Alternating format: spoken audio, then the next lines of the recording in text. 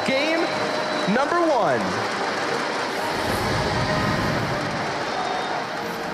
Is the warrior deck for both players. This is one element of their lineup these two players do differ on significantly. While they are both playing warrior, Pavel is playing the much more controlling-oriented Cthulhu warrior. He's looking to build toward a powerful late game, whereas DrHippi is playing dragon warrior. He's looking to get out more aggressively and really put pressure on Pavel and force him to have the right answer at the right time. Indeed, yeah. The Cthulhu Warrior has a little bit of a better matchup versus the Dragon Warrior than the normal version. Oh, he gets life tap too. Yeah, that is huge. The Sir Finley Murgleton on turn one allows DrHippi to replace his hero power with life tap. And this is a matchup where so much of what the Cthulhu Warrior deck is trying to do is run you out of resources. It tries to use its cards to answer yours, and eventually you just don't have very much left. But life tap will allow DrHippi to use his life total as a resource and exchange that for cards. The Cthulhu Warrior deck doesn't pressure you very much at all. You can really life tap at will in this matchup.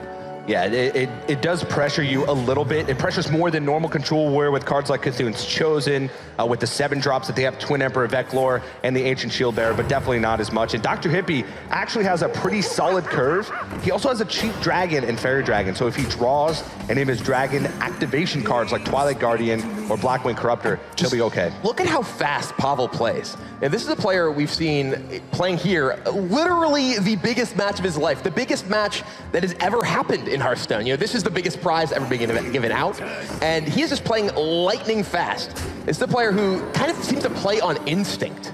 Yeah, and we actually noticed backstage when we were talking that Pavel actually plays better when he plays fast. He slowed down his play yesterday and had some, crucial errors in some of his matches. But now he's playing faster, he's playing to that instinct, and he's sort of trusting in that instinct. So it'll be interesting to see if that pays off for him now in the finals.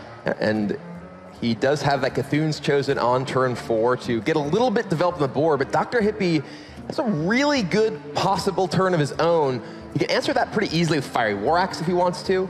He does want to think about the possibility of potentially overextending into Brawl. He doesn't just want to play out a bunch of minions and allow Pavel to clear out all of them with his Brawl, but that Fiery War Axe, which it looks like he is debating playing right here, along with Sir Finley to take out the Divine Shield, will allow him to clear that to Cthulhu's Chosen and just keep up the pressure with this board. So Alex Shaw's champion comes down, charging forward, and speaking of charging forward, that Berserker is doing a lot of damage as well.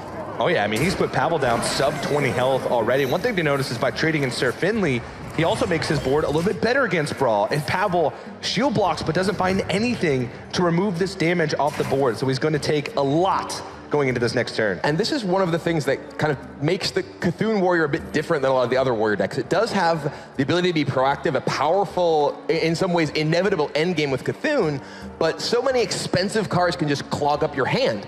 Pavel has a handful of the Shield Bearer, the Cthulhu, the Justicar, the Doomsayer. These are cards that are powerful. The game gets to go a long time, but DrHippi is not looking to make that happen. He's just putting on the pressure right now. And you also lack a little bit of the hard removal that traditional control warriors tend to have, like the Bash. But look at this, DrHippi purposefully putting Pavel on 13 health.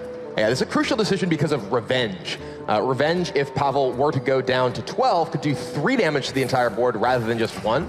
And DrHippi with a very heads-up play of ensuring that he puts the maximum damage on Pavel without actually allowing him to get the max value of that Revenge. Yeah, so DrHippi, I believe, is sitting 2 damage off of lethal at the time being, with 12 on the board, 15 from the Fireworks, and 3 from the Alex champion. It puts him at 18 total damage. He just needs 2 more to push it all the way, and he's actually putting below 12. This is the push that he needs. He realizes he can probably get Pavel low enough and has enough gas behind this to make it even through a Revenge. Yeah, this Brawl, too, we just saw the Kor'kron Elite picked up for DrHippi. He has so much damage coming through, and I don't think there's any way Pavel lives through this. He's down to 8, and there's 2 Chargers plus that War Axe remaining. Pavel doesn't know it, but this is going to be his last turn of this game 1. Oh yeah, and I mean, this is just sometimes what the Cthulhu Warrior can struggle with. If it doesn't draw any of its removal and draws too many of its minions, if it falls behind on board, it has a very tough time catching up. The Brawl came late, the removal never came, and DrHippi was able to pressure enough to bring it home. Pavel's thinking of what his best chance is to survive. Dragon Warrior doesn't necessarily have too many buffs, so killing it is usually the same amount of health as letting it live.